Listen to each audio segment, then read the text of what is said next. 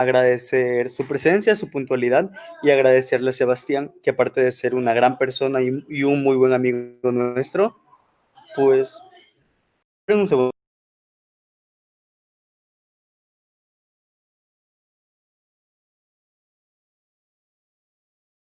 No sé si fui yo, pero dejé. Sí, dijo que le esperemos un ratito.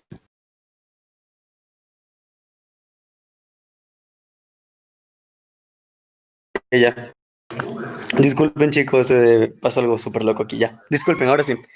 Quisiéramos agradecerle a Sebas por el día de hoy estar acompañándonos aquí y en una ocasión nueva, pues ayudarnos con un taller. Cabe recalcar que Sebas es una muy buena persona y es un gran amigo que estamos teniendo y quisiéramos comenzar presentándolo. Sebastián, aparte de ser una de las personas con la que comenzó la sociedad de debate de la USFQ, es un miembro actual de las personas que están organizando SEMUDE Ecuador 2020 y pues que eso es un logro bastante destacable porque es una de las primeras participaciones internacionales que tenemos. Ha sido también mejor orador ecuatoriano en SEMUDE en los años 2017, 18 y 19. Ha sido semifinalista y mejor orador en el torneo panamericano de debate 2017. Ha sido cuarto finalista en el torneo UP 2017. Ha tenido más de 10 breaks como debatientes, wow, qué locura. Ha sido jefe de adjudicación en el Torneo Nacional de Debate y en la Copa de Dragones, organizada por la USFQ, y ha tenido más de 7 breaks en torneos internacionales. Bueno, aparte de ser el campeón del Pretot 2020 que se organizó en la ESPE. Sebas, agradecemos por contar contigo y realmente muchísimas gracias de nuevo por estarnos dando como que este apoyo. Y pues a tu primera palabra, como solemos decir, y estamos prestos para escucharte y para tus disposiciones. Muchas gracias, amigo, por esa linda presentación. Hola, buenas noches con todos. Qué gusto estar aquí con ustedes de nuevo. Hoy vamos a tener el taller sobre consejos para una adjudicación efectiva en debate. Quiero que por favor seamos lo más participativos y dinámicos posibles, entonces yo les voy a ir haciendo preguntas a cada uno durante el debate, durante el taller, perdón.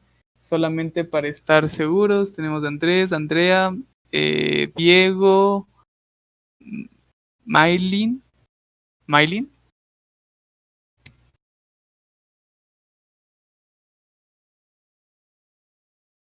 ya, no te escuché, pero asumo que sí eres Maylin. Anthony, Mati y Dylan. Perfecto. Ya. Entonces, vamos a comenzar. Si tienen alguna pregunta, pueden prender su micrófono e interrumpirme en cualquier momento. Háganlo con toda la confianza del mundo, igual con todas las preguntas, inquietudes y listo. Espero que hayan leído todo el manual. Entiendo si no lo hicieron, porque cuesta mucho hacer que las personas lean el manual. En nuestra sociedad nos tardamos un año en hacer que lean el manual completo porque es medio largo, pero es una cosa súper útil si no lo han leído completo. No se preocupen, ahorita vamos a ir por los conceptos más importantes, pero recuerden que es súper, súper importante leer todo lo que dice ahí. Es como la guía práctica y los consejos más prácticos para empezar a hacer debate y para ganar debates y para adjudicar debates e incluso para hacer torneos. Así que denle un tiempito y denle la oportunidad de aprender todo lo que dice ahí. Ahora sí, comencemos. ¿Qué vamos a ver hoy? Eh, Andrés, porfa, pásale a la siguiente, tío. Vamos a ver primero los principios y la importancia de la adjudicación, luego vamos a ir por los conceptos del manual de debate, vamos a ver lo que es un votante promedio informado, que es el juez, vamos a ver qué es lo que no debemos acreditar, es decir, qué es lo que no debemos dar mérito dentro del debate, y qué es lo que sí, que es básicamente lo que nos debe persuadir. Vamos a ver cómo considerar extensiones y látigos, cómo hacer las comparativas, qué pasa en casos difíciles cuando yo estoy adjudicando un debate, cómo llevar el tiempo de deliberación y luego cómo manejar el feedback a los equipos una vez que hayamos deliberado. Entonces, comencemos. Primero, ¿por qué es tan importante la construcción de jueces y de buenos jueces dentro del debate? Porque es la única forma de mejorar como circuito y como sociedad. Como sociedad me refiero a sociedad de debate, no a sociedad en general. Entonces, la cuestión es que si tú tienes debatientes de muy buena calidad, en un torneo nacional y no tienes jueces de muy buena calidad, el outcome, el resultado de ese torneo no va a ser de buena calidad. El resultado de todos los torneos que haga tu circuito no van a ser de buena calidad y el resultado de los entrenamientos tampoco van a ser de buena calidad, porque uno aprende además de debatiendo, aprende del feedback que recibe y aprende de las comparaciones efectivas que hagamos durante el debate y de saber qué es lo que estamos haciendo mal, qué es lo que estamos haciendo bien y qué es lo que podemos mejorar. Entonces, como responsabilidad con nuestro club de debate y con el circuito nacional, y incluso con el circuito internacional de debate, es súper importante tener buenos jueces, y ha sido algo con lo que el circuito hispanohablante ha peleado durante muchísimo tiempo. Han habido muchos programas de capacitación de jueces, un montón de talleres, varios EMUDES en los que se han hecho un montón de talleres específicos para jueces para mejorar la adjudicación. Porque antes habían muchos sesgos en la manera de juzgar el debate y muchas preconcepciones que estaban totalmente equivocadas. Por ejemplo, había quienes pensaban que los látigos tenían que decir en su discurso 3 puntos de choque para ganar un debate, y si no decían 3 puntos de choque en específico, no podían ganar, su cámara no podía ganar el debate. O había quienes pensaban que, por ejemplo, las extensiones tenían que ser ideas completamente nuevas que no se deriven ni siquiera un poquito de las cámaras altas, y en caso de que eso sucediera, entonces tampoco podían ganar el debate. Cosas así que se han tenido que ir corrigiendo a lo largo del tiempo, justamente de gente que eso pasaba antes de que el manual haya sido traducido al español. Entonces, habían cosas que no estaban claras y por eso el manual es tan importante. Así que es muy importante formarse como jueces. Siempre en todos los torneos los clubes de debate tienen que llevar a una cantidad de equipos y a una cantidad de jueces determinada en relación a la cantidad de equipos. Y hay que entender y hay que estar súper conscientes de que juzgar es incluso tal vez la actividad más difícil del torneo. Juzgar un debate es más difícil que debatir. Y hay que prepararse para eso, hay que entrenar también para eso, hay que aprender también a hacer eso. Eso en primera instancia. Entonces está como dentro de nuestra responsabilidad. Así como para ser buenos debatientes tenemos que informarnos, leer y formar un buen criterio de argumentación para ser buenos jueces. Tenemos que hacer exactamente lo mismo y no dejarlo de lado. No hay que construir una narrativa en la que, por ejemplo, pensemos que ir de juez a un torneo es un castigo. Ir de juez también tiene cosas positivas, ya es en competencias de jueces, como lo es la categoría de Masters. También se premia a los mejores jueces, los jueces también pasan breaks. Entonces, es súper importante tener esto en mente. Hay que tener en cuenta que cuando yo juzgo un debate, no juzgo si hay buenos o malos argumentos. Yo siempre juzgo en términos comparativos. Es decir, qué argumentos son mejores, no qué argumentos están mal. Siempre el argumento de una cámara es mejor o peor que el otro, pero no está bien ni mal. Siempre todo es en términos comparativos. De esto nos va a servir un poquito después, pero hay que tener eso en mente siempre. Poner atención todo el tiempo es parte de juzgar un debate. Puede sonar obvio, pero ¿qué pasa? Cuando nosotros estamos juzgando un debate tenemos que ir juzgando todo el tiempo. Cuando se acaba el debate en cámaras altas, nosotros tenemos que saber quién está ganando. Cuando interviene la Cámara Baja de Gobierno, tenemos que saber quién está ganando después del discurso de extensión. Cuando interviene el discurso de extensión de la Baja de Oposición, tenemos que saber quién sigue ganando ahí. Cuando interviene el látigo, tenemos que saber quién gana, si las cosas cambiaron, si los puestos cambiaron, cómo van los puestos. Tenemos que estar pendientes todo el tiempo de qué es lo que está pasando, y la única forma de hacer eso es poner atención todo el tiempo. Cuando nosotros debatimos, por ejemplo, también tenemos que hacer este ejercicio de saber quién está ganando el debate en cada momento del debate, porque solo así sé a qué equipo tengo que ganarle. Si yo estoy debatiendo y soy cámara baja de oposición, y entonces me toca a mí, y yo veo que hasta el momento el debate lo está ganando la cámara baja de gobierno, entonces yo no voy a desperdiciar mi tiempo intentando ganarle a la cámara alta de gobierno o a la cámara alta de oposición. Claro que sí les voy a refutar o voy a comprar mis argumentos, pero voy a usar la mayor parte de mi tiempo para ganar a quien está ganando el debate. Entonces, por eso tengo que ir juzgando el debate. Cuando estoy juzgando pasa exactamente lo mismo. No puedo pretender solo anotar sin tener ningún criterio, y en los 15 minutos de deliberación entonces ahí tomar mi decisión. Eso es imposible, eso no se puede hacer. No puedes resumir 56 minutos de argumentos, que es lo que dura el debate, en 3 minutos que vas a tener para pensar antes de dar tus posiciones.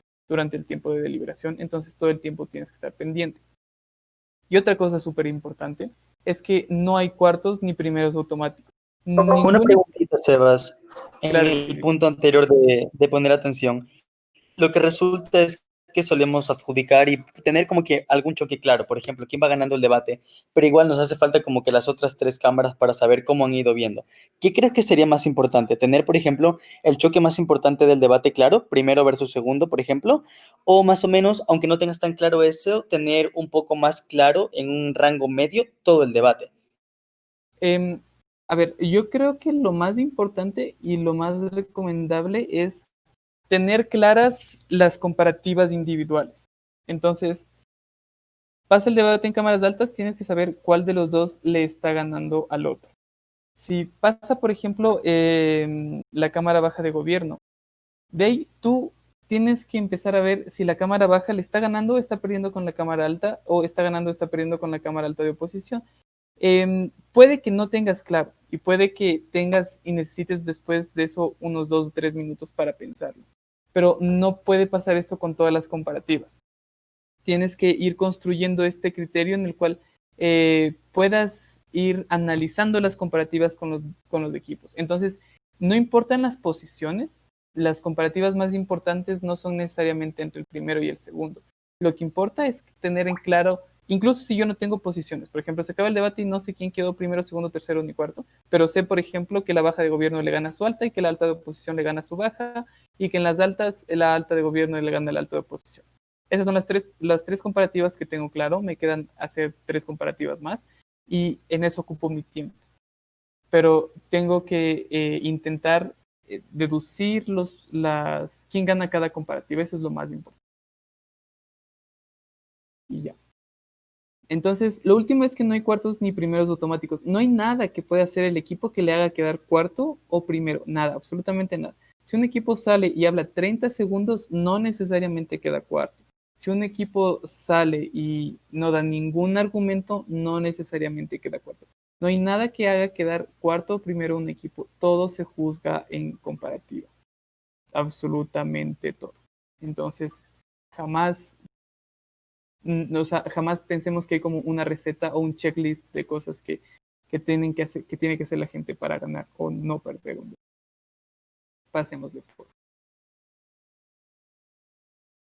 Listo. Entonces, ¿quién gana el debate? Esta es la pregunta más importante del taller. Gana quien es más persuasivo respecto a lo que se debe probar dentro de la moción, dentro de las reglas del parlamentario británico. El parlamentario británico es tan bonito porque casi no tiene reglas, porque puedes decir lo que tú quieras de la forma en la que tú quieras, cuando tú quieras y como tú quieras. Las únicas reglas del parlamentario británico son no hablar más de 7 minutos con 15, no dar poise en los minutos protegidos y no dar argumentos nuevos si eres latino. Esas son absolutamente las únicas reglas. Bueno, además de no usar internet ni esas. Es lo único que te impide debatir. Pero lo más importante es que debes ser persuasivo respecto a lo que la moción te pide probar. Ahora, si somos persuasivos respecto a cosas que no piden probar, entonces los equipos no pueden ganar el debate. De nuevo, esto suena obvio, pero es súper importante analizarlo, porque el juez tiene la capacidad de determinar cuál es la carga de la prueba de la moción y por ende tiene la capacidad de determinar qué equipo está siendo persuasivo con cosas que no me importan en absoluto dentro de la moción. Vamos a ver ejemplos. Esta casa cree que se debe bloquear económicamente a países antidemocráticos. Entonces, Dylan, ¿me puedes decir qué es lo que esa moción pide que debatamos?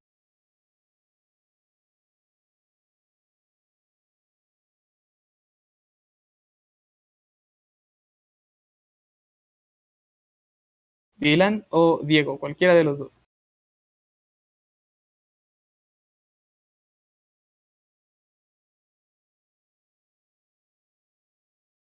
O el que quiera, no importa. Ya, o sea, lo que yo le veo en esa moción, básicamente ver en el mejor escenario si es que es necesario o no, o es beneficioso o no, bloquear económicamente a los países antidemocráticos, o sea, los países que no tienen una estructura política democrática, o que dejarlos de lado en las actividades comerciales entre países. Yeah. Perfecto. Lo que esa moción nos pide es pensar en cuáles son los beneficios de bloquear o no bloquear económicamente a los países antidemocráticos. Si sale la Cámara Alta de Gobierno y nos explica durante todas sus intervenciones que la democracia es lo más importante que existe en la política internacional, en la política dentro de los países, y que se debe preservar de todas las maneras posibles. ¿Puede ganar el debate con eso?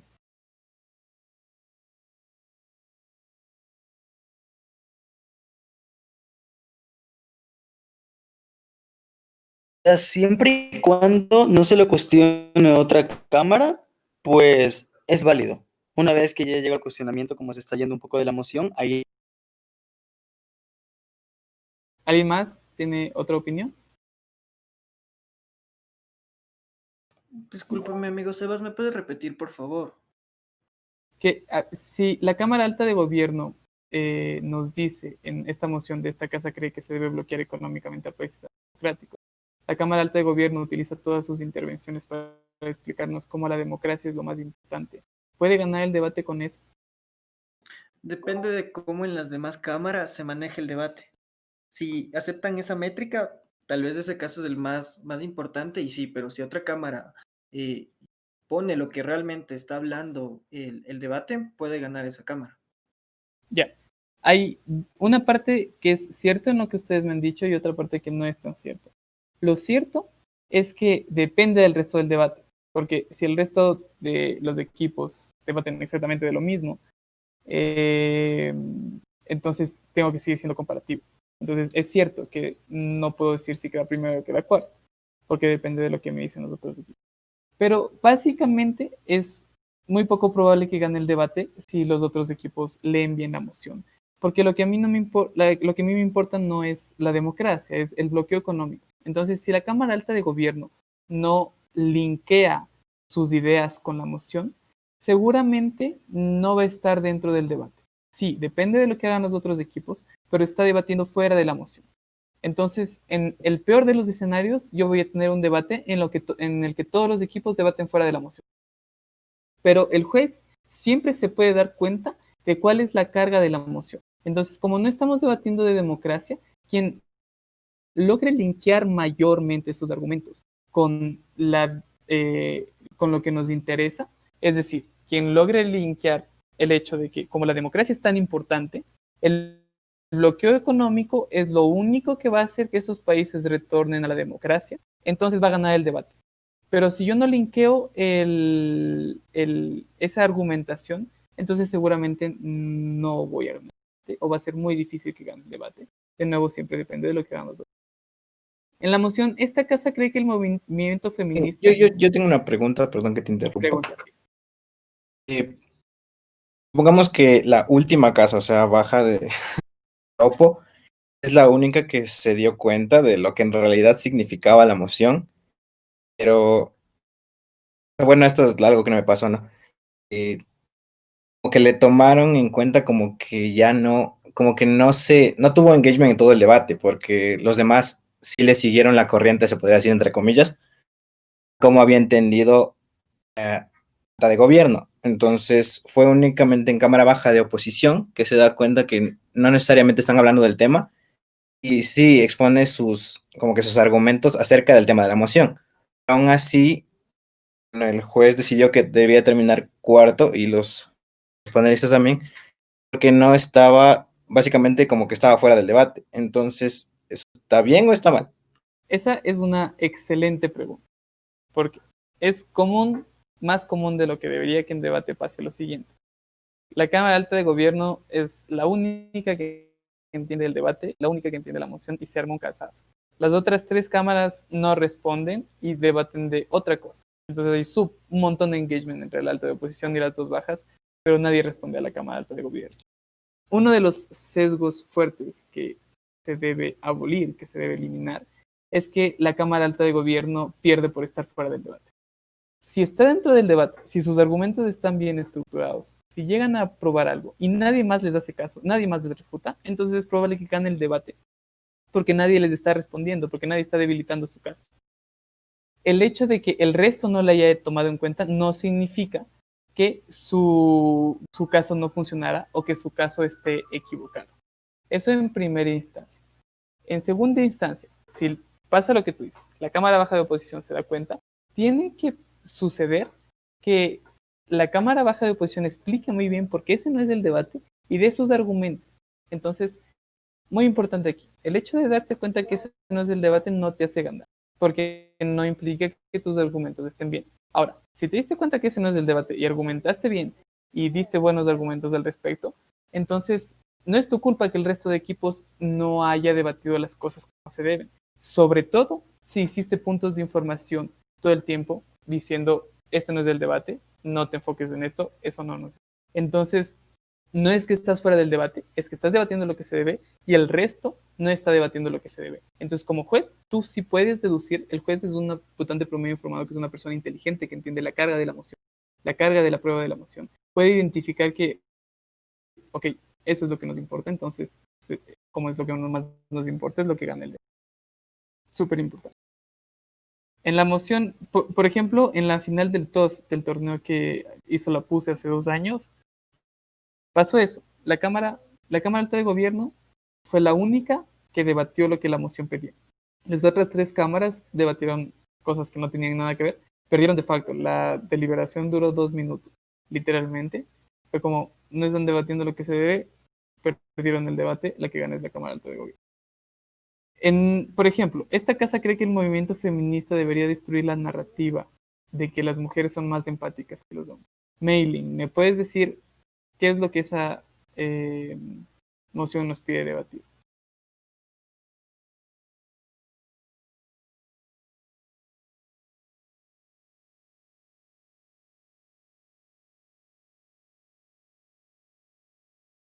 Mailing o Mati, cualquiera de los dos.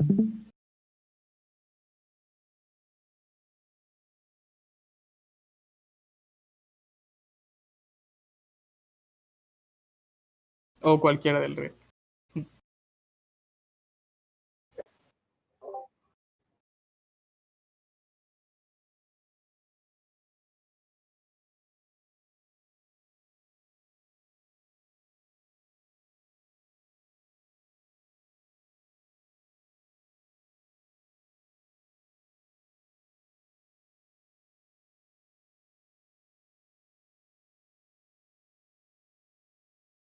Exactamente. Eso es lo que se tiene que debatir. Entonces, si uno de los equipos debate sobre si las mujeres realmente son más empáticas que los hombres o no, está debatiendo fuera del debate.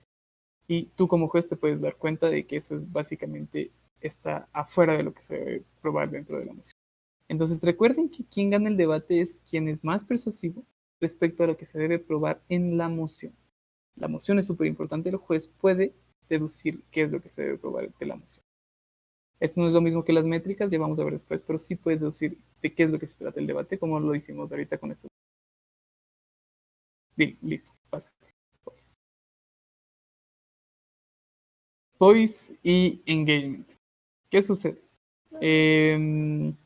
Primero, en comparativas cruzadas es necesario para poder juzgar que hayan POIs y puntos. Los POIs son los puntos de información. Es súper necesario porque es el único material que se responde entre ambas cámaras y es la única oportunidad que las bajas tienen para responder a las, perdón, que las altas tienen para responder a las bajas. Entonces son necesarios que se den. Si no dan, es una falta de engagement y se puede tomar en consideración para juzgar debates muy apretados. Si la Cámara Baja de Oposición, por ejemplo, no da puntos de información a la Cámara Alta de Gobierno, a pesar de que la Cámara Alta de Gobierno ofrece varios, y la Alta decide no darle, perdón, y la Baja decide no darle, entonces se puede tomar como una falta de engagement de la Alta. Y si están empatados en todo lo demás, entonces puede ser determinante para que la Alta de Gobierno gane, porque la Baja de Oposición no le dio la oportunidad de responder. Ya vamos a ver después qué elementos se toman en cuenta para juzgar este tipo de cosas.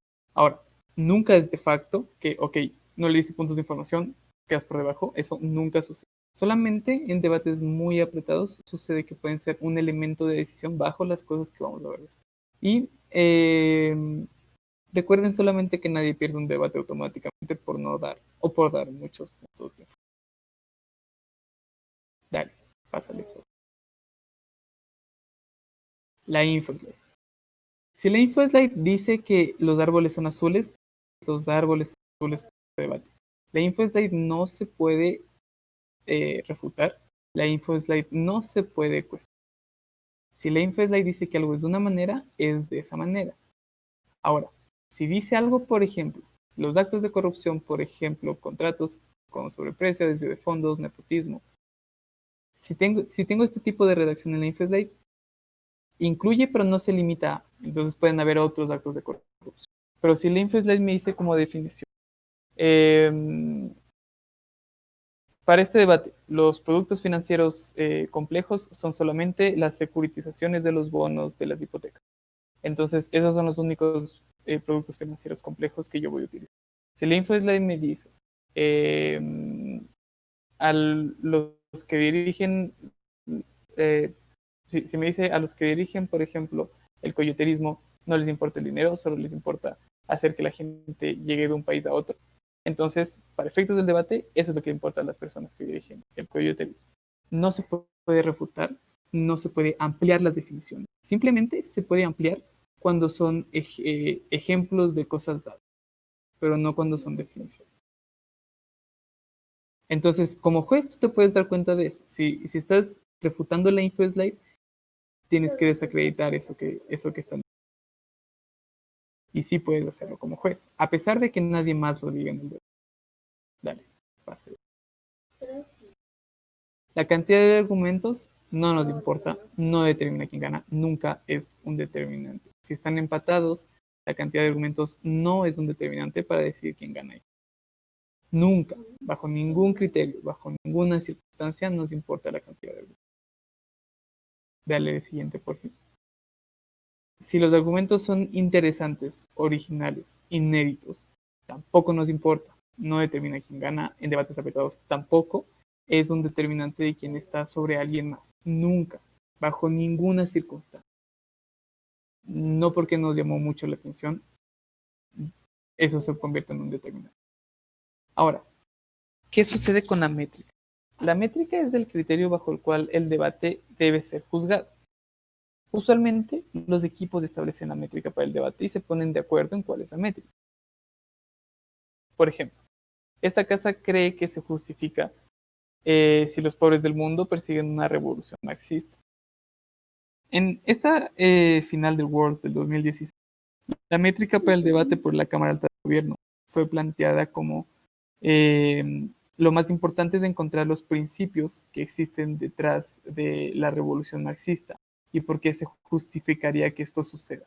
La explicación de por qué esa métrica es la más adecuada, básicamente, se dio pensando en que las practicalidades usualmente no son efectivas dentro de este tipo de cosas, que es muy poco probable la organización y que básicamente no necesariamente va a pasar. Con un análisis más profundo que ahorita no lo estoy haciendo. Se dio esa justificación y esa se entabló como la métrica del debate. En la moción, esta casa cree que las piezas de arte que han sido hechas en comunidades precolombinas deben ser devueltas de los museos donde se encuentran. ¿Quién me puede decir cuál es una métrica para este debate?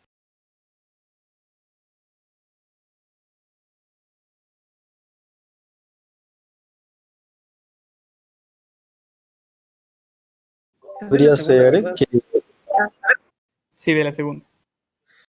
Perdón, Anto, déjame decir a mí, es donde se aprecian más las obras de arte. Perfecto, esa es una métrica. ¿Quién me puede dar otra métrica?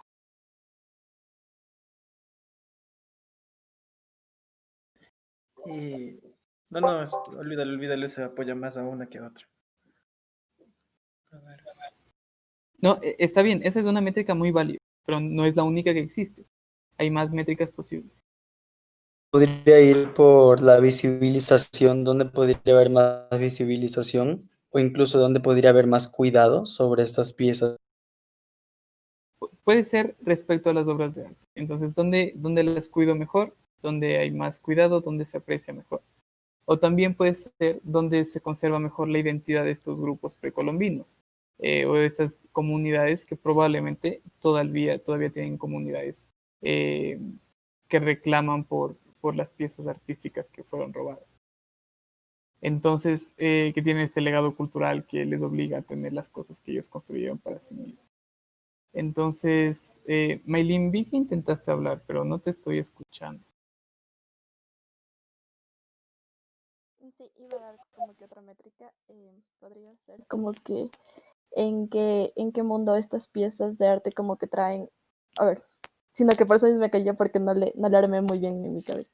Era como que en qué mundo las comunidades o los museos se ven tienen mayores beneficios por estas piezas. O sea Esa, que por ejemplo, también es una muy buena métrica. Como ven, todas estas métricas se pueden dar en el debate y todas son válidas. Pero algo muy importante dentro del debate es que decir que algo es una métrica no lo hace una métrica. Decir la métrica para el debate es esta, no hace que esa sea la métrica para el debate. Debes explicar por qué es la mejor métrica posible y por qué razones es la métrica más justa para el debate y es la más productiva para el debate. Y una vez que lo explicas, entonces el juez, tú como juez, lo puedes tomar como una métrica cuando esto ha sido explicado. Ahora, si pasan dos equipos, cada equipo da su métrica y ninguno le explica, tienes que tomar el criterio del votante promedio informado. ¿Okay? ¿Qué le puede importar más al votante informado? Pero esto es muy poco probable que pase. O si pasa, no es lo ideal y no es lo que debería pasar. Eso es lo que se hace en el caso de que suceda. Por ejemplo, esta moción puede tener que son como que mucho más para cierto lado. Por ejemplo, poner la métrica que donde van a tener más visibilización ese tipo de obras, obviamente va a caer para el lado de oposición. Pero, por ejemplo, imagínate que Oppo plantea esa métrica y gobierno plantea una métrica que es un poco más general, como la que dijiste, de donde se aprecia mejor la identidad. Siento que Oppo está como que jugando una métrica muy cerrada. Ahí no le da, aunque la expliquen muy bien, no le darías como que tanta validez por lo que es muy cerrada para su caso. Exacto. Entonces, si tienes una métrica cerrada, lo que va a pasar es que los otros equipos te van a explicar por qué esa métrica es injusta y te van a dar otra métrica. Si los otros equipos no te explican que esa métrica es injusta y debaten bajo esa métrica, entonces esa es la métrica que se debe tomar en cuenta dentro del debate. Solamente puedes reconsiderar las métricas cuando otro equipo te explica y te da razones por las cuales debe ser cambiado. Que lo digan no es suficiente para cambiar la métrica. El equipo que explica las razones por las cuales eso es lo que se debe utilizar es al que tú como juez le vas a dar el crédito por dar la métrica. Eso no necesariamente le va a hacer ganar al equipo, pero vas a tomar esa métrica para el debate, porque es solamente esa está sustentada y como todo en el debate debe ser argumentado y razonado y solamente esa tiene validez. Y si es cerrada y nadie lo denuncia, entonces igual te toca aceptar esa métrica porque todos fueron bajo esa métrica. Dime, Andrés.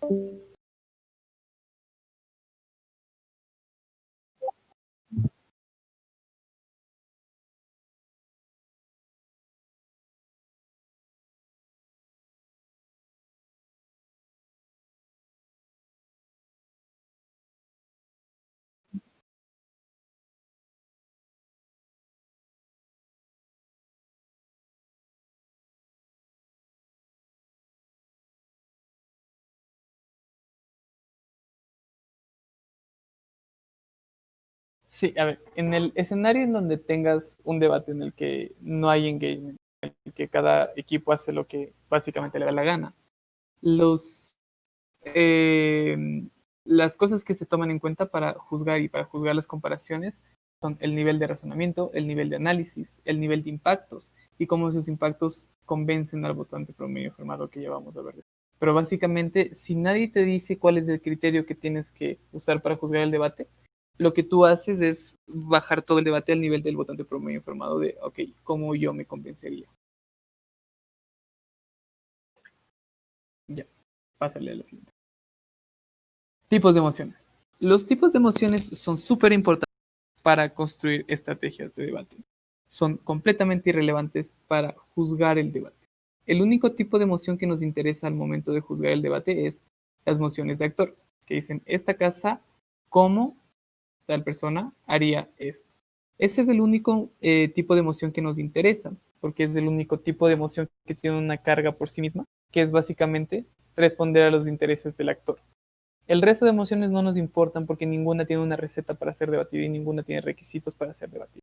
Sirve mucho analizar los tipos de emociones cuando estoy aprendiendo a debatir y aprendiendo a desarrollar estrategias, pero no para juzgar. Para juzgar tienen que ser olvidadas completamente. No hay tipos de emociones, no hay absolutamente ningún criterio que diga para este tipo de emoción los equipos tienen que hacer esto necesariamente. No, los equipos no tienen ninguna obligación.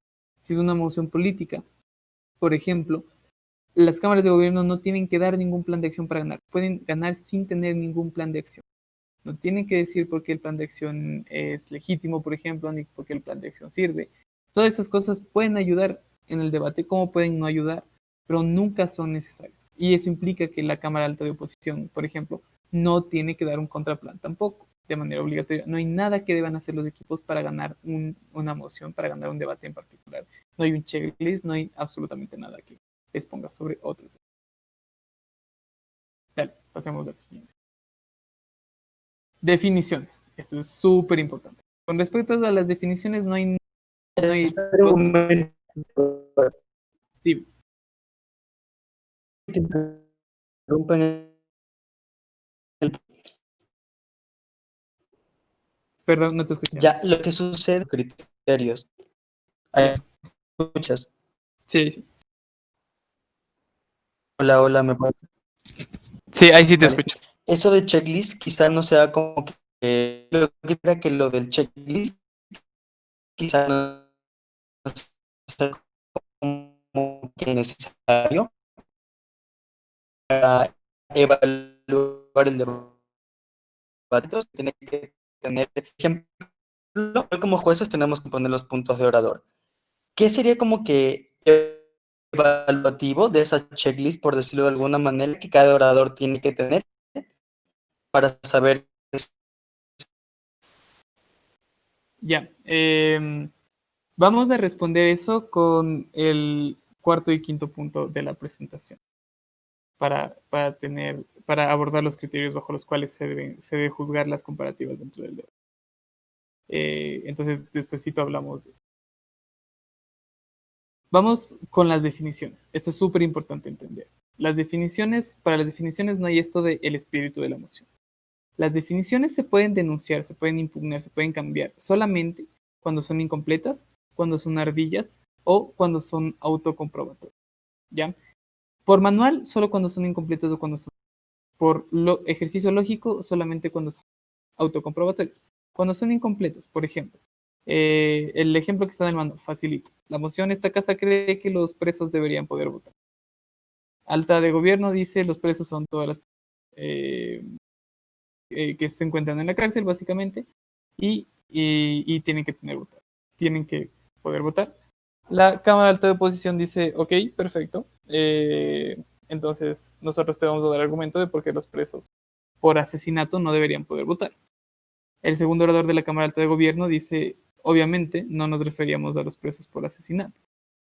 Entonces, esa definición se impugna, se denuncia, porque fue una definición que se estableció incompleta por la Cámara Alta de Gobierno, y la Cámara Alta de puede decir, ok, vamos a usar la definición de presos como todas las personas que han cometido delitos menores, por ejemplo, y que se encuentran en la cárcel por menos de cierta cantidad de tiempo.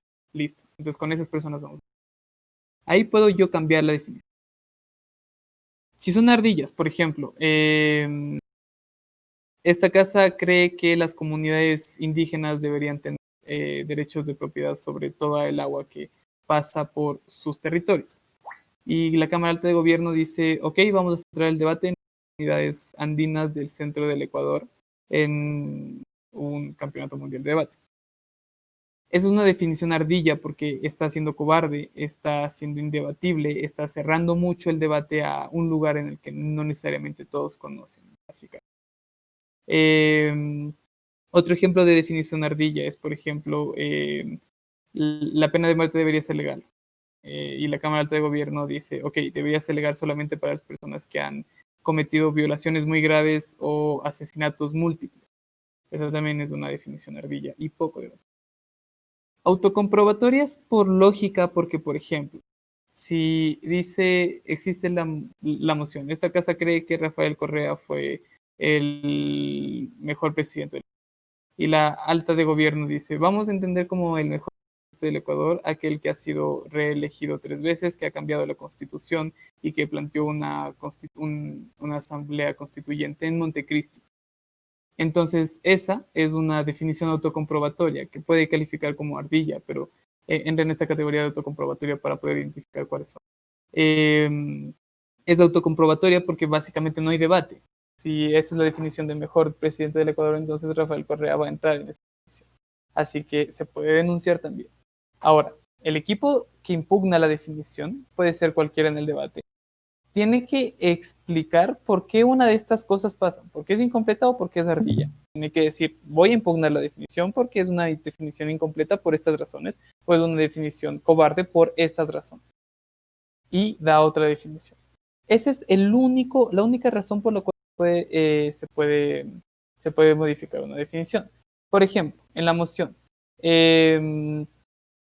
esta casa cree que en los procesos de transición democrática, los líderes de los partidos que han sido polarizados no deberían tener ningún cargo público. Alta de Gobierno define transición democrática como cualquier proceso político en el cual se elija un nuevo presidente. Es decir, Ecuador en un año, por ejemplo, va a tener una transición democrática. La alta de oposición dice, no, a nosotros no nos interesa esta definición porque el espíritu de la moción nos llama a debatir acerca de transiciones democráticas desde dictaduras o gobiernos autoritarios hacia democracias. Y sigue con el debate. Esa refutación de la moción de la definición no se acepta y no cambia la definición, porque el alto de oposición no me explicó por qué es incompleta o por qué es indebatible o porque es cobarde. Simplemente dio una definición arbitraria. Entonces, la potestad de primer gobierno es definir, la potestad de alta de oposición es impugnar la definición si una de estas cosas pasa. Si cambia la definición arbitrariamente sin explicar esto, entonces tú como juez te quedas con la definición de primer gobierno siempre. Esto es súper importante y la gente sigue cometiendo errores sobre esto y los equipos de adjudicación siguen dando consejos cómo no hacer esto, así que es súper importante tener súper claro. Listo. Pasa. Claro que sí, pregunta.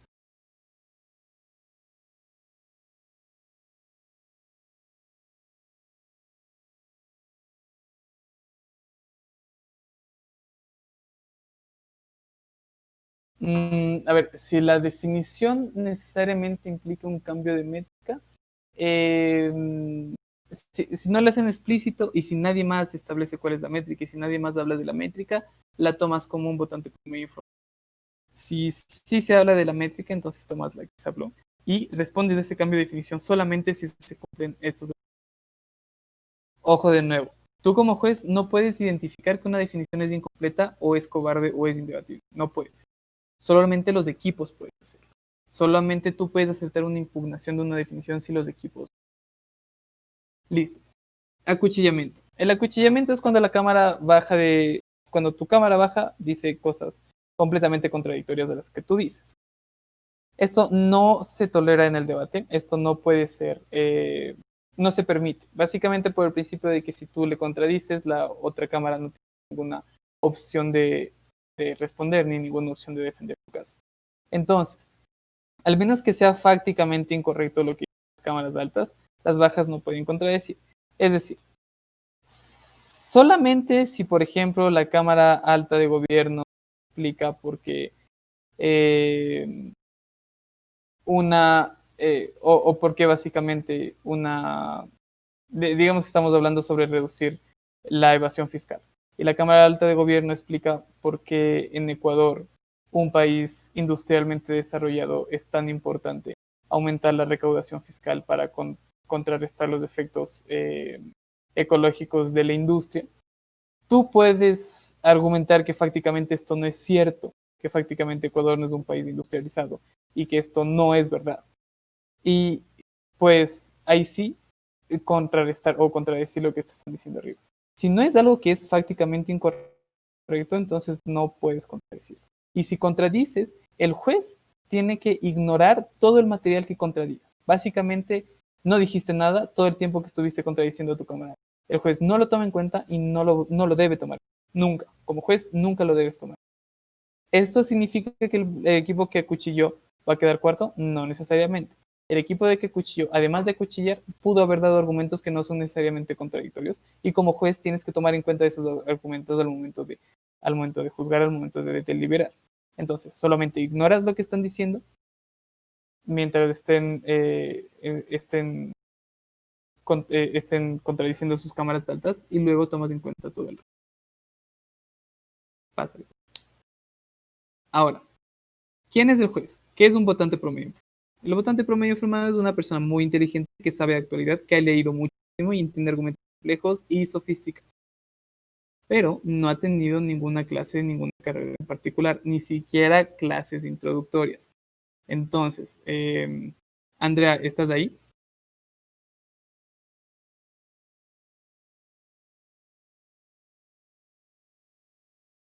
Sí, Ya, dime algo que hayas aprendido en una de las primeras clases de tu carrera. Cualquier cosa. cualquier cosa.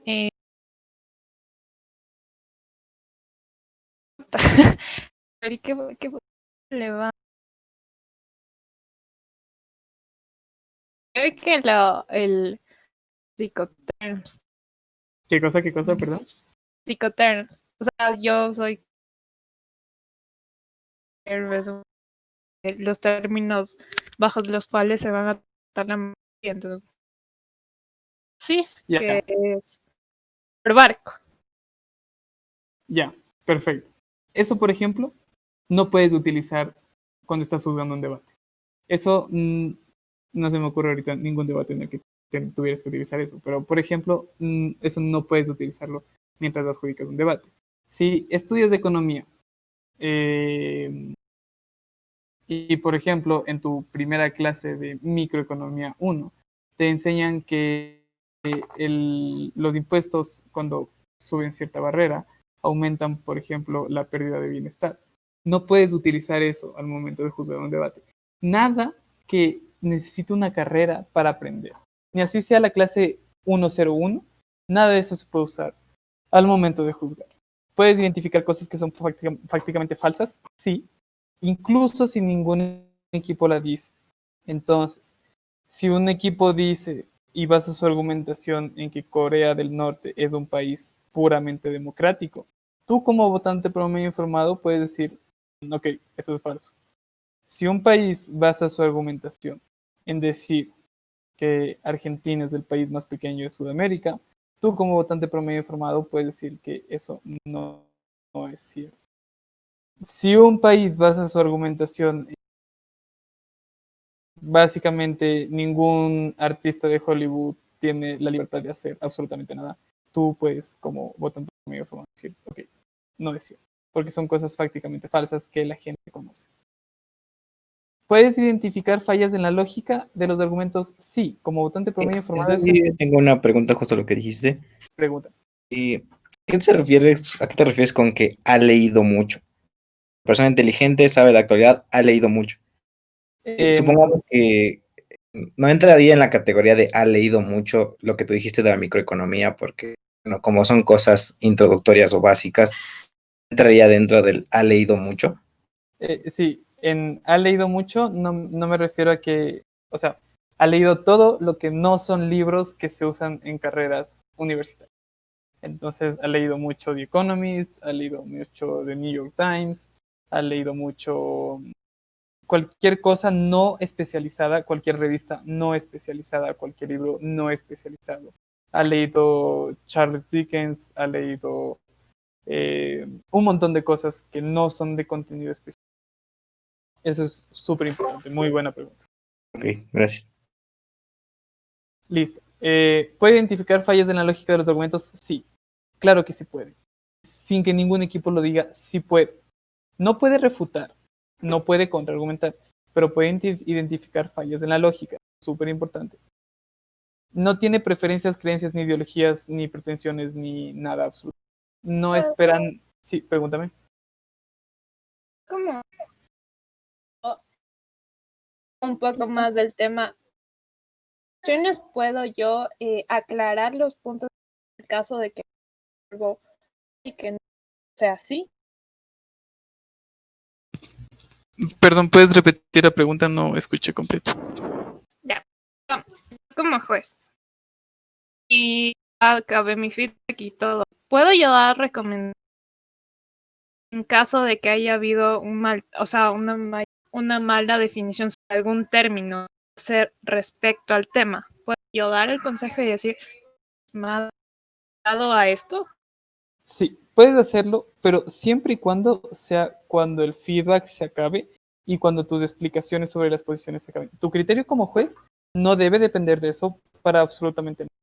Juzgas el debate, das el feedback, explicas las posiciones, punto final, se acaba, los equipos salen de la sala y hablas con ellos y les dices, por si acaso, para la siguiente, lo que debieron haber hecho es la mejor manera de hacerlo. Pero las posiciones en ningún momento deben eso. Y como recomendación, durante el tiempo del feedback después del debate, no lo hagan porque los equipos se van a enojar. Porque van a pensar que utilizaron eso como criterio, juzgar el debate. Ya. El juez no espera absolutamente nada del debate y no tiene datos. O sea, si el juez durante el tiempo de preparación dice deberían salir estos argumentos o sería súper chévere que salgan estos argumentos y luego pum sale el argumento, el juez no le debe dar más crédito porque pensó que es el argumento más inteligente que alguien puede. No, para nada, porque el juez puede estar equivocado. Tú no esperas nada del debate, tampoco esperas que lo debaten de ninguna forma. Si un juez te dice, por ejemplo, yo esperaba que aborden este tema de esta manera y por eso perdieron, el juez está juzgando mal. Tú como juez no puedes hacer eso y eso nunca debes hacer cuando estás juzgando. No esperas nada del debate, dejas fluir el debate y dejas que los equipos determinen qué sucede. Pásale a la siguiente. ¿Por qué? Porque básicamente el por qué es porque necesitamos un botón de promedio formado. Porque la argumentación se vuelve axiomática. Es un ejercicio lógico deductivo de las cosas que sepamos. Pero no podemos tener un set de axiomas. Y los axiomas se vuelven los conocimientos de un botón de promedio. Y a partir de eso podemos argumentar. Si no tuviéramos estos axiomas estaríamos debatiendo sobre... tendríamos un montón de estudiantes de economía, relaciones internacionales, matemática, computación debatiendo sobre las cosas que cada uno sabe y ninguno haría engagement con absolutamente nada y los debates serían poco productivos o nada productivos. Por eso necesitamos el botón de promedio formal. Pásale a la siguiente.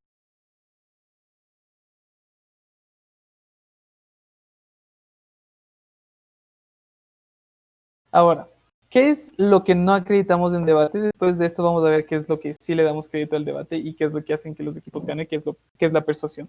Pero es importante entender qué es lo que no acreditamos. Primero, la estructura, la oratoria, el estilo, el conocimiento específico, los ejemplos. No nos importa. No acreditamos eso en debate. Los ejemplos, por ejemplo, y la estructura pueden hacer que entendamos mejor un argumento. Pueden hacer que nos convenza más un argumento. Pero si dos equipos están empatados y uno dio más ejemplos que el otro, y yo creo que persuasivamente están empatados, el que dé más ejemplos no gana. Ese nunca puede ser un criterio para ganar. El que tuvo una mejor estructura no gana. Ese tampoco puede ser un criterio para ganar. El que habló más bonito tampoco gana. Eso nunca puede ser un criterio para ganar. Listo. Súper importante esto. Puede ser un elemento para que sea más persuasivo. Sí. Pero el problema es que si lo tomas como un criterio para ganar, lo estás contando dos veces y estaríamos contando dos veces las cosas que están haciendo y eso sería injusto para el resto de equipos. Cuéntame.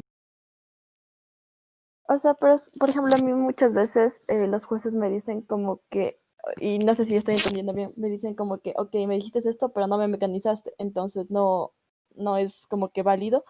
Entonces, ¿eso en sí no debe ser así o me puedes explicar cómo mejor funciona eso? No. Los mecanismos de los argumentos son otra cosa, son diferentes. Los mecanismos de los argumentos son básicamente links lógicos que te hacen ir de un lugar hacia otro que son súper necesarios para entender las cosas. El juez se puede dar cuenta de cuando no estás haciendo eso y considerar que tu argumento no es persuasivo y no está completo cuando no tiene mecanismos. Lo que el juez no puede es... entonces, para esto es importante entender que es un mecanismo, por ejemplo, del public, en un argumento sobre public shaming. Yo digo que es la única alternativa para que, por ejemplo, los hombres dejen de tener actitudes acosadoras hacia las mujeres. Ahí hay un lógico entre public shaming y dejar de tener actitudes acosadoras. El mecanismo es que básicamente los hombres van a sentir vergüenza y e impotencia por no poder hacer nada frente a ese public shaming. Ese es el mecanismo, la vergüenza y la impotencia.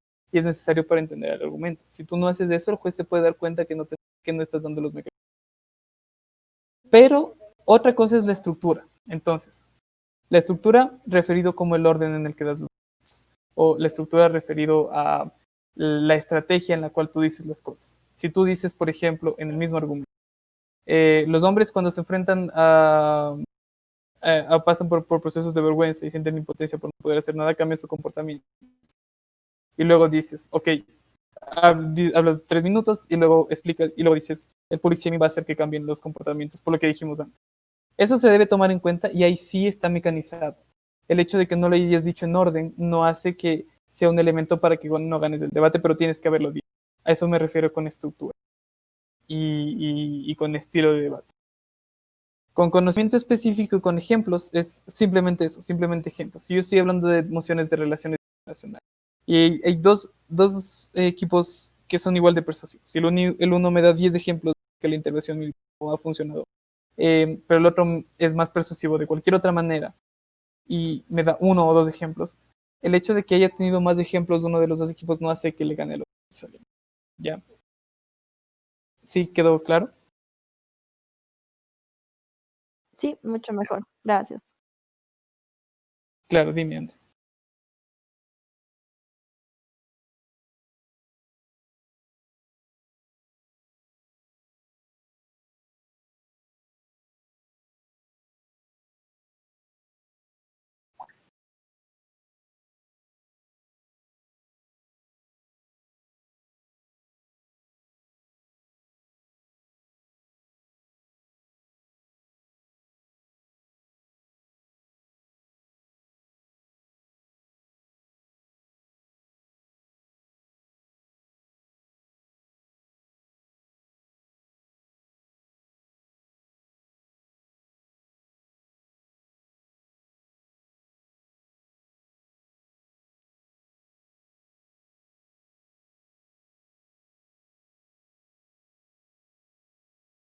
Puedes tomar en cuenta solamente cuando es obvio, solamente cuando es una deducción muy fácil de hacer. Si digo todos los hombres son mortales, entonces Sócrates es mortal. Es obvio que Sócrates es un hombre y el equipo no tiene que demostrar eso básicamente. Puedes deducir esa parte de ahí y no vas a penalizar al equipo necesariamente. Bueno, nunca vas a penalizar al equipo, pero vas a entender el argumento a pesar de que el equipo no te haya demostrado que Sócrates es una persona, porque es obvio que es así. Solamente cuando se puede deducir muy fácilmente puedes hacer eso. Si no se puede deducir muy fácilmente, entonces no lo puedes hacer. Tienes que apegar a lo que se dijo. Espera, todavía no terminamos de entender. El número de argumentos, de nuevo, no acreditamos, no nos importa qué tan novedosos o interesantes. Un poco nos. Si en el prep time pensaste que un argumento debe salir de ley y de repente sale, no le vas a dar más crédito a ese equipo por hacerlo, porque tú puedes estar equivocado y puede no ser bueno tu argumento o básicamente puede no ser importante. No nos importa el tiempo que habla una persona. Esto es súper importante. También habían muchos sesgos con respecto a esto. La gente pensaba que si una persona no hablaba 7 minutos, entonces no iba a ganar el debate. Si una persona habla 3 minutos y en esos 3 minutos argumenta muy bien y otra persona habla 7 minutos, los 7 minutos no dice absolutamente nada, la persona que habló 3 minutos puede ganar. Y ya. Ahora, esto es súper importante y es que no damos créditos por no ser específicos. Por ser específico, perdón, y no quitamos crédito por no ser, por ser general. Ejemplos típicos de esto. Moción de discurso de odio. Esta casa cree que se debería quitar el permiso de funcionamiento a los medios de comunicación que propaguen discursos de odio hacia la comunidad LGBT.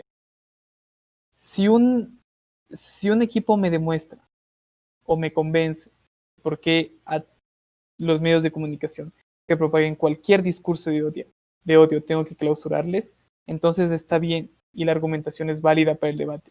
Y no le voy a quitar crédito por no hablar solamente del discurso de odio frente a la comunidad. Otro ejemplo, Esta casa cree que se debería tener pena de muerte para los políticos corruptos. Si uno de los equipos me argumenta por qué la pena de muerte no debe existir nunca, en ningún caso en particular, esa argumentación es válida, se debe tomar en cuenta y está bien, y no le voy a quitar crédito por no hablar solamente de los políticos. Si el caso general abarca el tema de debate, entonces está muy bien, sirve y se debe tomar. ¿Alguna pregunta respecto a eso? Perfecto. Pásale. Ahora sí, como podrán darse cuenta, escribí eso con... ¿Qué nos debe persuadir? Recuerden de la anterior vez que un argumento debe ser impactante y debe ser verdadero. Eso es lo que nos debe persuadir. Y lo vamos a dividir en las... Este cuadrito de aquí tiene que estar siempre en sus cabezas cuando debaten, cuando preparan los casos, cuando juzgan, cuando deliberan, cuando dan feedback. Siempre. Es como algo que nunca se deben separar. Pasar a la siguiente. Entonces, ¿qué es la persuasión? Básicamente, primero vamos a hablar de la importancia. ¿Por qué es importante para el debate? Hablemos de esta moción. Esta casa cree que se deben implementar programas de redistribución de la tierra.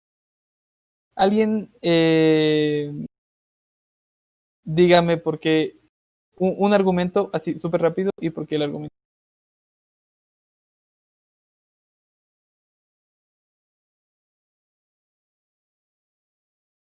No importa si es a favor o en contra.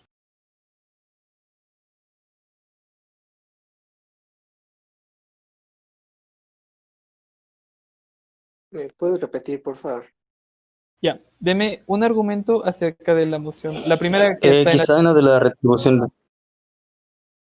A ver, Uno podría ser, por ejemplo, va a permitir, o sea, esta redistribución de la tierra, que más personas tengan un recurso el cual pueden llegar a tener como suyo, poder construir tener un lugar que es potencial. Y eso es bueno, que le das la posibilidad a una persona que tenga una capacidad de tener un crecimiento personal, familiar, etcétera.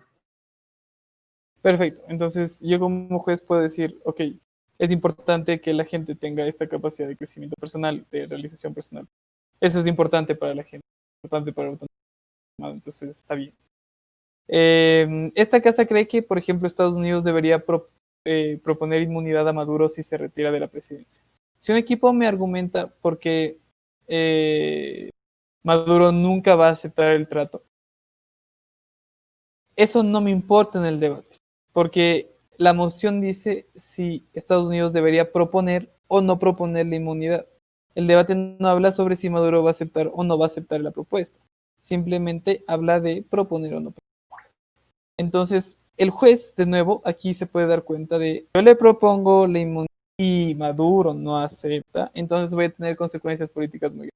Ahí puedo tomarlo en cuenta. Pero si me hablan solamente de por qué Maduro no va a aceptarlo, entonces no lo tomo en cuenta, no es importante para la moción, no es importante para el debate, no es un argumento que me vaya a convencer. En sección de importancia. Ahora, construcción lógica. Cada argumento tiene cargas de la prueba propias que deben ser cumplidas para que el argumento pase, y el juez puede darse cuenta cuando estas cargas de la prueba no se han cumplido. Por ejemplo, en la moción de esta casa cree que se debe implementar programas de redistribución.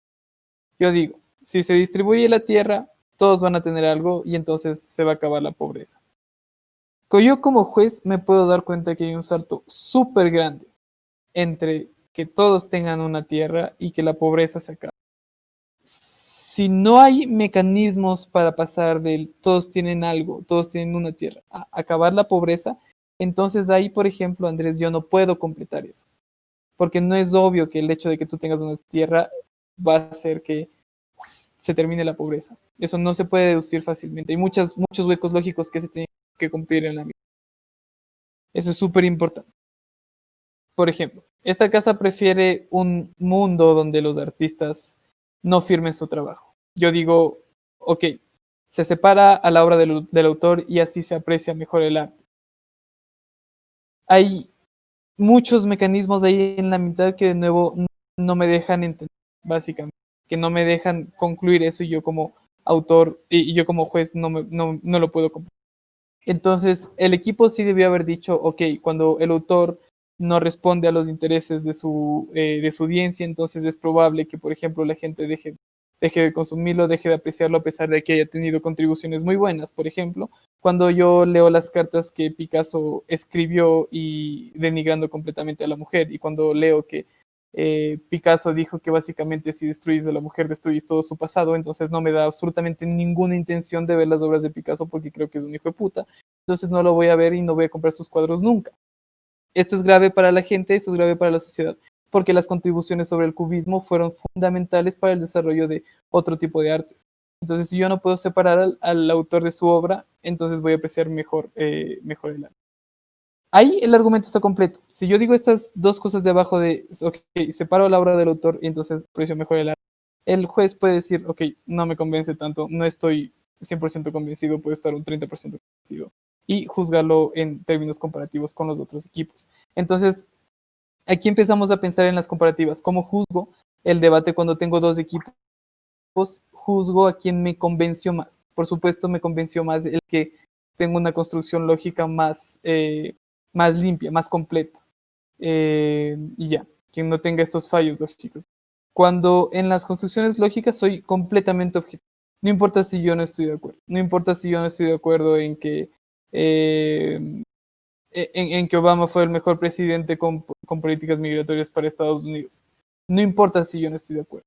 Si el argumento fue explicado bien, entonces, ok, me quedo con lo que dijeron en el debate. No meto mis criterios. Soy completamente y sumamente objetivo. Con respecto, entonces, fallos lógicos, objetividad. Y el tercer criterio para saber si una construcción lógica está bien es el tema de la robustez. Esto es importante para los casos difíciles que vamos a ver después, en un ratito. Por el momento, la robustez es básicamente qué tan difícil pudo haber sido destruir el argumento o no destruir el argumento. Esto nos importa para cuando no hay espacio de comparación o de engagement, por ejemplo, entre altas y bajas que no sean puntos de información. Ahí meto el criterio de la robustez y digo, ok, me convence más un argumento que sea mucho más. De nuevo, robustez significa solamente qué tan fácil habría sido refutar, qué tan fácil habría sido contrarrestar ese argumento. ¿Alguna pregunta ahí?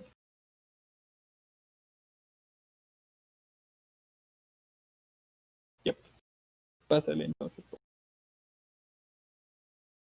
Extensiones y látigos. Todo lo nuevo que trae un debatiente es extensión. Todo lo que no se ha dicho antes. Es imposible que un debatiente no traiga extensión. Tendría que pararse y repetir las mismas palabras en el mismo orden para no tener extensión. Todos los debatientes tienen extensión. No importa qué tan parecido sea la extensión. Todo lo nuevo debe ser considerado una extensión. Los impactos son extensiones. Los razonamientos para los mismos argumentos son extensiones. O sea, cuando son nuevos razonamientos, cuando son nuevos impactos. Las refutaciones que yo hago al otro lado del debate también son extensiones. Las caracterizaciones son extensiones. En una moción de esta casa cree que los organismos internacionales intervenir en todos los procesos democráticos de países subdesarrollados. Y ninguna de las altas me contextualiza qué sucede en los países subdesarrollados y viene, o en vías de desarrollo, y viene la baja de gobierno y me dice, ok, para esto es importante entender que los procesos democráticos en los países en vías de desarrollo usualmente tienen muy pocos mecanismos de fiscalización y usualmente tienen problemas, lo que ha causado durante la última década, por ejemplo, en Latinoamérica, que todos los procesos sean cuestionados por cierto sector de la población. Esa caracterización es una extensión en sí misma, incluso si no incluye ningún contextualizaciones, también son extensiones. En la misma moción, el hecho de explicar, por ejemplo, que la OEA responde solamente a los intereses políticos de los países que dominan la organización, no nos importan. Y en el contexto actual polarizaría mucho más la opinión pública y las posiciones políticas de los movimientos sociales. Es una contextualización, también es una extensión. Todo lo que se diga nuevo es una extensión y debe ser considerado como. Es importante que el juez considere toda la extensión para hacerlas comparativas con las otras cámaras. No importa si parte de la misma idea, no importa si no es una idea completa, debe ser considerado. Ahora, con esto no estoy diciendo que todas las extensiones siempre ganan el debate, para nada. Deben ser consideradas en términos comparativos. debo entender por qué es más importante. Por ejemplo, arriba me dan un argumento cualquiera y abajo me dan los mecanismos que necesito para que ese argumento se complete. El debatiente me debe explicar a mí por qué esos mecanismos y esos razonamientos son necesarios para entender la argumentación de arriba.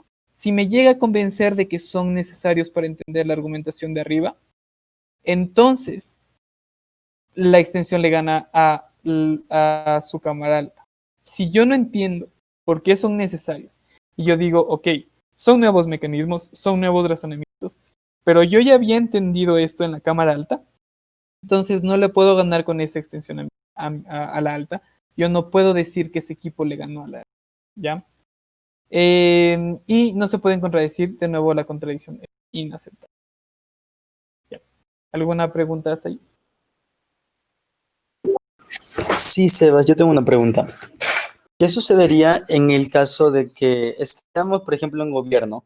Alta nos trajo un argumento muy bien mecanizado, muy bien impactado, y luego la baja no tiene una extensión muy clara en argumentos, pero sí tiene refutaciones muy distintas. Y las refutaciones que tiene hacen engage con todo el resto del debate. Y esas refutaciones quizá fueron, no, o sea, fueron como que tenían una parte argumentativa integrada, pero no lo suficientemente fuerte como para ganarla a su alta. En ese caso, ¿qué sucedería? Ya. En ese caso, la comparativa que nos interesa es la de la alta con su baja, ¿no es cierto? Lo que pasa ahí es que las refutaciones son ya una extensión en sí misma. Las refutaciones ya son un conjunto de premisas que llevan a conclusiones, es decir, todas las refutaciones pueden ser consideradas como construcción argumentativa.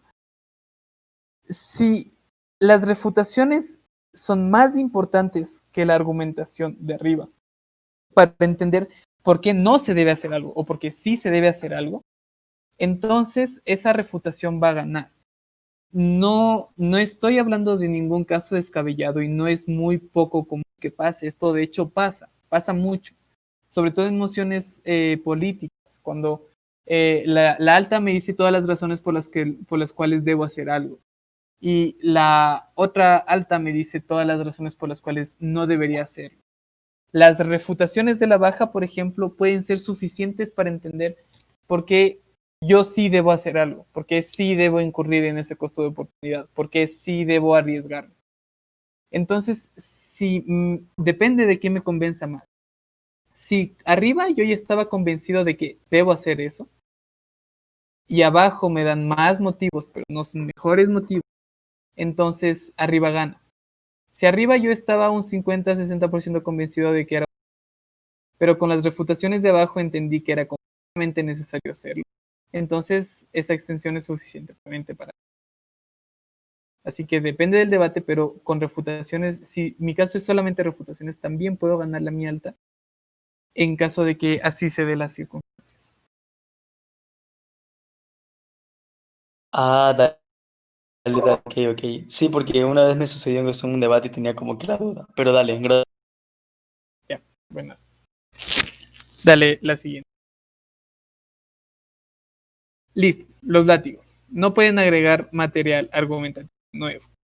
Es más fácil entender lo que sí pueden agregar los látigos que lo que no. Entonces vamos a ir porque esto siempre causa confusiones. Entonces vamos a ir porque sí pueden agregar ejemplos nuevos, sí pueden agregar caracterizaciones nuevas, sí pueden agregar impactos nuevos. Para los impactos, la regla de oro de es qué tanto se entiende, qué tanto se puede deducir ese impacto de lo que arriba, de lo que su extensión explica. Si ese impacto es fácilmente deducible, entonces, ok, perfecto, es material aceptable. Si ese impacto viene de un argumento que no se dijo, un argumento que se pudo haber dicho, ese impacto no es aceptable y se considera carga. La regla de oro, entonces, cuando un látigo te trae nuevos impactos, es pensar, ¿qué tanto puedo deducir yo esto de lo que me han? Y las refutaciones deben ser destructivas, no constructivas, y ahorita vamos a ver un ejemplo de eso, pero antes de ver el ejemplo, vamos a hacer algo, vamos a conceptualizarlo esto muy fácil. Si yo digo, lo que tienen frente a ustedes ahorita no es un computador, es una vaca. Una refutación destructiva es decirme, ¿alguien puede hacerlo?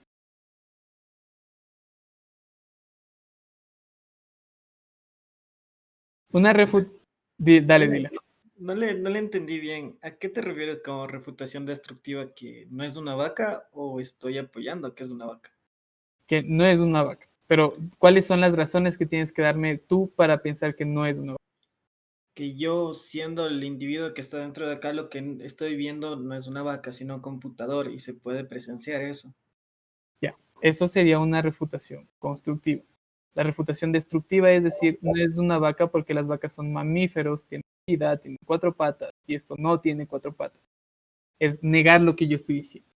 Una refutación constructiva es tomar lo que yo digo y decir, no pasa eso, pasa otra cosa. Y lo que pasa es que además de no ser una vaca, es un computador. ¿Qué es un computador? Porque es un software de computador, porque es un disco duro, porque tiene pantalla, porque tiene un teclado.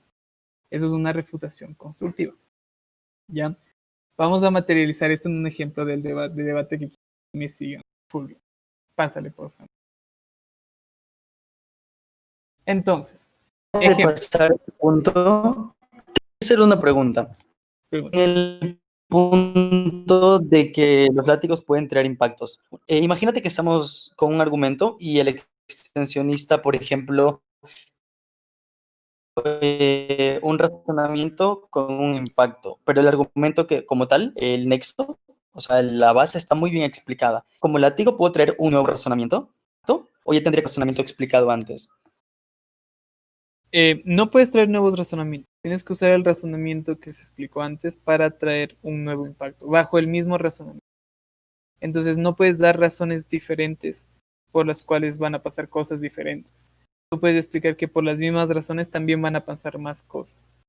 Y eso el juez lo puede tomar como carga argumentativa perdón, como contenido delativo aceptable. Si das nuevas razones para probar nuevas cosas, entonces eso ya es carga argumentativa nueva y los van a hacer. No sé si me explico. Sí, amigo, me quedó claro. Gracias. Perfecto. Entonces, antes de ver el ejemplo, hay 3 formas en las cuales tú puedes refutar destructivamente un argumento. Seguramente hay muchas más, estas son las más útiles. Identificar los errores lógicos de un argumento, identificar por qué no es importante e identificar por qué es poco plausible. Vamos a hacer el ejemplo. Esta casa lamenta la glorificación de la paternidad o la maternidad. El argumento va como sigue. Este argumento me da la Cámara Baja de Gobierno y yo soy látigo de oposición, ¿de acuerdo? Entonces la Cámara Baja de Gobierno dice, la glorificación se convierte en preferencias. Las de preferencias evitan que yo haga otras cosas. Si evito hacer otras cosas, dificulta cosas más importantes, por ejemplo, dedicarme a la movilidad social.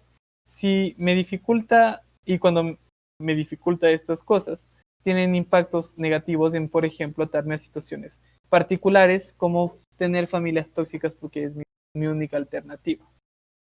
Entonces, yo como látigo de oposición puedo identificar el error lógico y decir, ok, que glorifique algo no significa que voy a dejar de lado las cosas que más me preocupan, como lo que me lleva a poder tener o a poder buscar movilidad social, porque está ahí todo el tiempo, porque me preocupa todo el tiempo. Entonces no es necesariamente cierto que glorifique algo más me lleve a dejar de preocuparme por eso. Perfecto. Error lógico no es material constructivo, es material destructivo porque solamente habla de por qué el argumento es falso. Puedo decir que no es importante. Ok, no importa si dificulta la movilidad social. Lo que importa es que las preferencias de la gente se cumplan. Y a mí me interesa que se cumplan las cosas que son más probables. Y es más probable ser padre, ser madre, a, por ejemplo, estudiar en la mejor universidad del mundo. Entonces, si glorifico algo que sí puedo alcanzar, voy a ser más feliz. Perfecto. Entonces entiendo que el argumento que estoy diciendo no es importante. O puedo decir porque es poco plausible. Ok, es improbable pensar que la gente se va a atar a familias tóxicas porque, por ejemplo, la paternidad y la maternidad dependen de la estabilidad familiar. Si yo no tengo familias estables, no puedo ejercer mi paternidad y mi maternidad como yo quisiera y de la mejor. Todas esas razones están bien para refutar si yo soy un latino. Y como juez, todas esas razones son aceptables y tengo que aceptar. Ahora, ¿cuáles son las razones no aceptables? Pásale, por favor. Si tengo una refutación constructiva, si el látigo me dice, De hecho, la glorificación va a causar que la gente busque todos los medios para ser el mejor o la mejor madre posible, como mejorar las condiciones socioeconómicas, porque así soy. Eso es una refutación constructiva, porque me dicen, ok, además de que no va a pasar esto, va a pasar algo diferente. Entonces tú como juez, como eres un votante promedio informado, inteligente, puedes darte cuenta de que esto es carga argumentativa nueva y lo vas a ignorar por completo. No penalizas al equipo por hacerlo, simplemente ignoras eso que te estoy diciendo porque es carga nueva y no la puedes tomar. Eso es súper, súper, súper importante. ¿Hay alguna pregunta aquí? Ok. Pásala a la siguiente. Ahora vamos a ver qué pasa en las comparaciones. ¿Cómo yo comparo los equipos? Esto es súper importante. Tengo que tener primero un enfoque súper holístico de las cosas. ¿Qué significa tener un enfoque holístico de las cosas? Significa que absolutamente todo se toma en cuenta.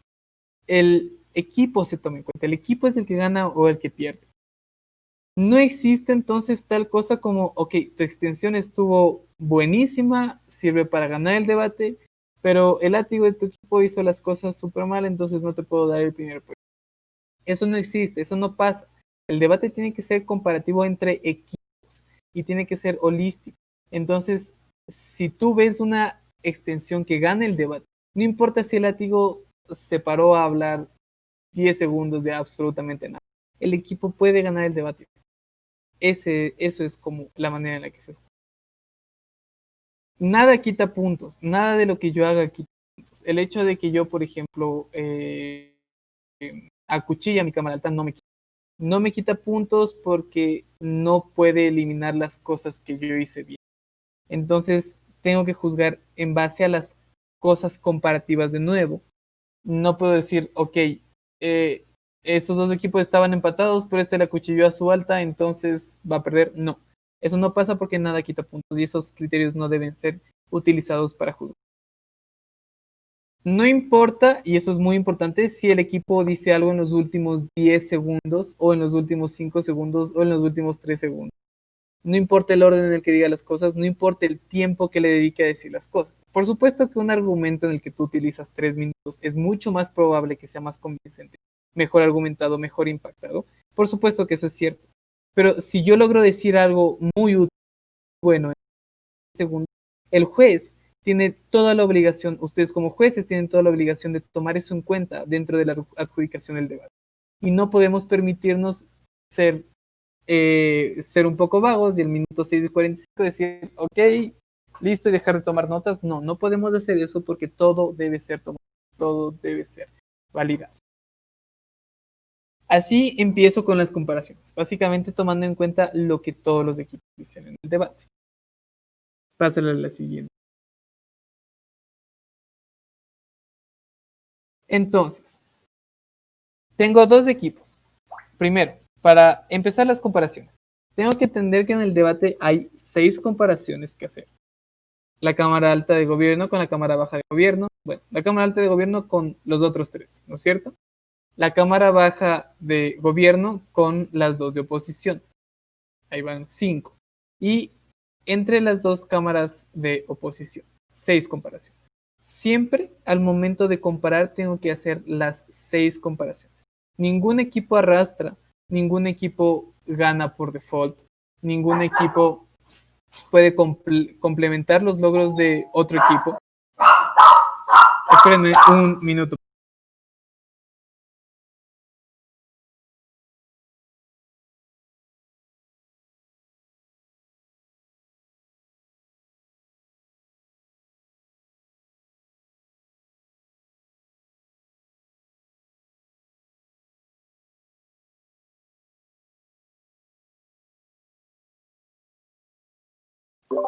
Aló.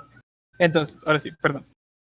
Como les decía, ningún equipo puede darle haciendo cosas a otro. Entonces, los razonamientos de las cámaras bajas no pueden concluir o no pueden completar los razonamientos de sus cámaras altas. Si la Cámara Alta de Gobierno hace un trabajo excelente, este trabajo excelente no sustituye el trabajo de la Cámara Baja de Gobierno y no puede hacerle ganar. ¿Listo? Entonces, primero, comparo el nivel de análisis y el nivel de impactos. ¿Qué tan razonado está? ¿Qué tan completo está el argumento? ¿Y qué tan fuertes son los impactos? ¿Qué tanto me convence a mí como votante promedio informado sus impactos? Y dentro de la métrica, ¿qué tan completo está? Esa es la comparación esencial. ¿Qué tan buenos son sus argumentos y sus impactos? En segundo lugar, si no se explicitan los impactos, lo que hago es, bueno, ok, veo el engagement que hay entre las dos cámaras. Seguramente en los puntos de información alguien habló de por qué es importante, más importante lo que ellos están diciendo. Entonces comparo todo lo que me haga a mí posible llegar a pensar que sus impactos son importantes. Y en tercer lugar, básicamente, si nadie da impactos o si la métrica no está clara, si nadie define una métrica a la final, tengo que ser lo menos subjetivo posible, meter mis criterios personales lo menos posible y tomar lo que sea más viable para el votante. Decir, ok, este equipo me dijo que esto iba a pasar, el otro equipo me dijo que esto iba a pasar. Yo como votante promedio informado me inclino más por esto. Para mí como votante promedio informado es más importante la identidad de los grupos que la venta de las galerías de arte, por ejemplo. Entonces, así básicamente construyo yo las comparaciones entre dos equipos. Esto es súper importante y tenemos que hacerlo en las 6 comparaciones. En las 6 comparaciones de hacer este mismo análisis, siempre, durante el debate y luego durante el tiempo de deliberación. ¿Alguna pregunta aquí? Ya, perfecto. Pásale a la siguiente, por ejemplo. Casos difíciles. Los casos difíciles usualmente usan... Dime, amigo. Sí, yo tengo una duda. Entonces, para hacer el análisis, evalúas la plausibilidad y la importancia. Exactamente, exactamente. Esto es lo que se toma en cuenta para hacer la comparación de los casos, de los equipos. Y ya, sí, eso es una perfecta manera de escribir. Casos difíciles. Esto usualmente se da, por ejemplo, cuando en la Cámara Alta de Oposición el segundo orador dice un argumento al final y no le da tiempo ni posibilidad a la Cámara Alta de Gobierno de responder. O, por ejemplo, si la Cámara Baja da argumentos y no le da tiempo ni posibilidad a las cámaras altas de hacer puntos de información. Entonces, ¿qué hago ahí? Primero,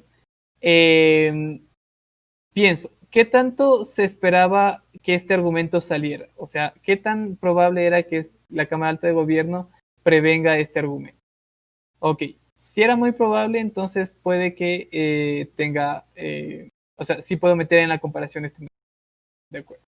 ¿Qué tanto chance de responder tuvieron?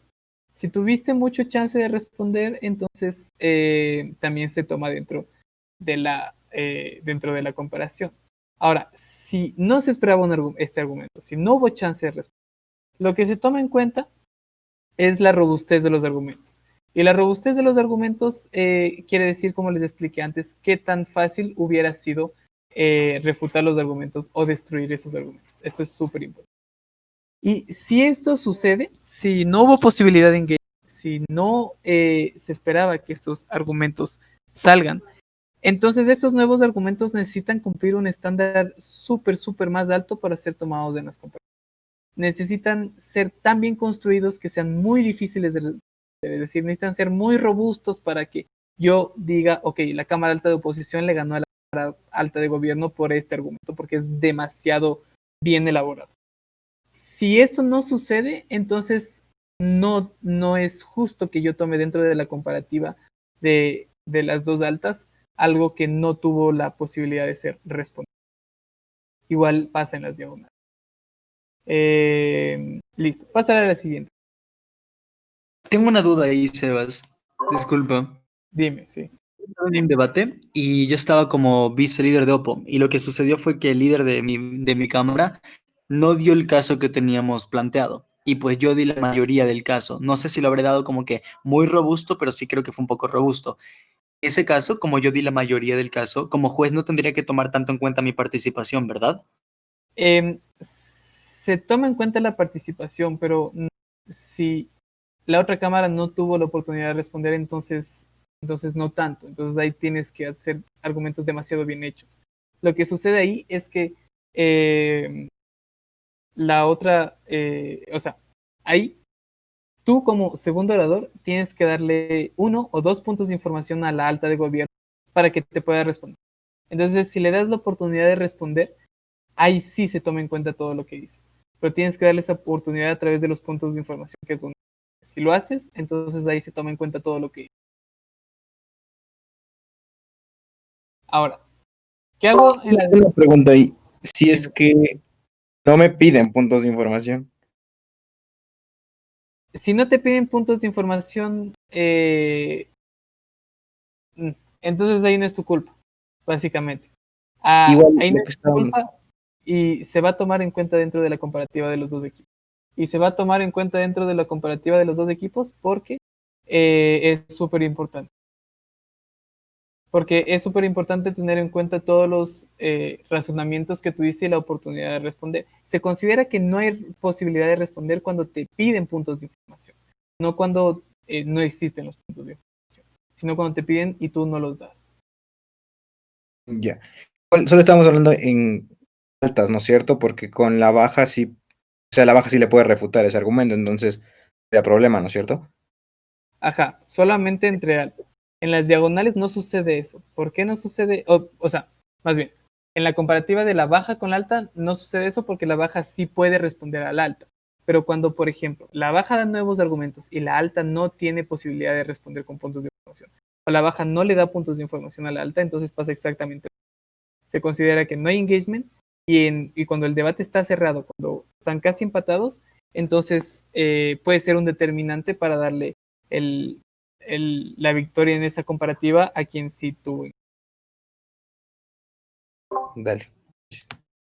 Listo. Entonces, en la deliberación, cuando se acabe el debate, básicamente, consejos. Dar al panel 3-4 minutos para pensar, para aclarar todas las posiciones. Durante todo el debate, de nuevo, tienes que ir juzgando para que al final tengas una idea. Tener posiciones iniciales y entender y estar consciente de que esas posiciones pueden cambiar. Y esas posiciones pueden cambiar porque básicamente puede haber algo que no estás tomando en cuenta, algo que se te olvidó anotar, algo que no entendiste bien y el resto. Entonces pueden cambiar. Y tienes que ser lo más específico posible. Cosas como, por ejemplo, este equipo gana porque es más comparativo, porque tuvo mejores refutaciones, porque la argumentación fue más clara, no sirve.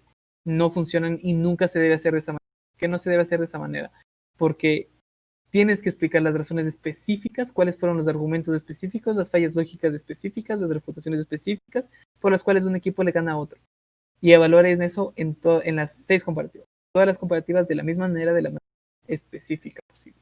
Las cosas generales usualmente no llevan a una buena adjudicación y usualmente tienen muchos errores porque se basan solamente en la percepción subjetiva de la manera en la que las personas hablaron. Tengo que ser específico en todo lo que voy a abordar. Pásale a la siguiente. Listo. El feedback. ¿Qué pasa en el feedback? Primero doy las posiciones, siempre. Luego de dar las posiciones, explico todas las comparativas. Es importante hacer sentir a todos los equipos que escuchaste todo lo que dijeron. Siempre es súper importante. Y entender que no solamente hay feedback negativo, hay feedback positivo. Entonces no hay nada de malo en decir al equipo que quedó cuarto.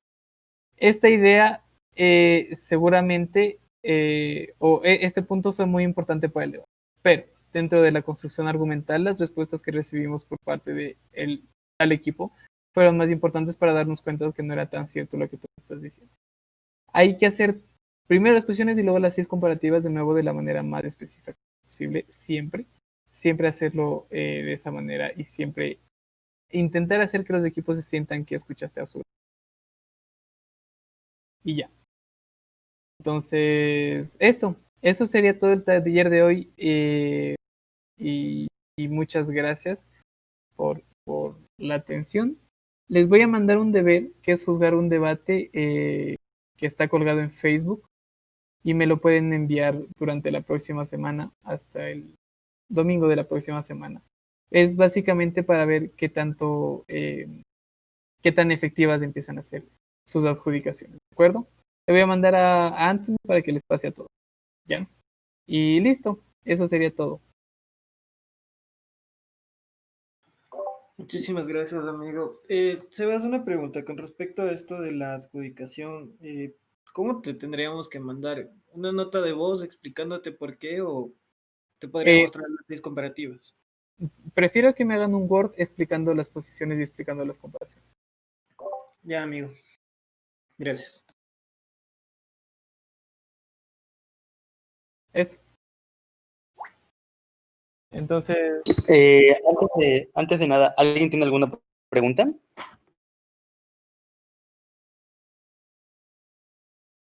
No, yo solo quería agradecerte, Sebas, que estuvo full chévere y me gustó full bien. Gracias. Vale, genial. Bueno, Sebas, de igual manera como Mati, en nombre de todos los chicos, quisiera primero agradecerte porque realmente desde que comenzamos con este proyecto nos has estado brindando mucho apoyo y pues eso habla excelentemente aparte de ti, pues hace que cada vez tengamos un vínculo más fuerte entre nosotros, así como entre clubes. Y pues realmente gracias por estar apoyándonos en otra ocasión y ya sabes que en cualquier momento, ocasión, si necesitas algo de nosotros, aquí estamos, quizá para alguna práctica conjunta o para organizar cualquier tipo de cosa, pues cuentas con nosotros y aparte por esta tarea, porque consideramos de que un taller muchas veces no suele ser suficiente, por lo que hay mucha teoría como tal y tenemos que ejemplificarla. Así que ya hablo con los chicos y me encargo de que cada uno de ellos haga la tarea y te la remitimos entonces. De nuevo, agradecerte y en serio, muchas gracias por haber estado acompañándonos el día de hoy. listo, amigo. Saben que cuando quieran, siempre solo me avisan y estoy súper dispuesto a todo. Entonces, que estén bien y listo. Ya les de escribir para coordinar entrenamientos conjuntos, eso sería súper chévere. Entonces ya Sí, nos sí. vemos. Gracias, Hecho. gracias, gracias. Chao.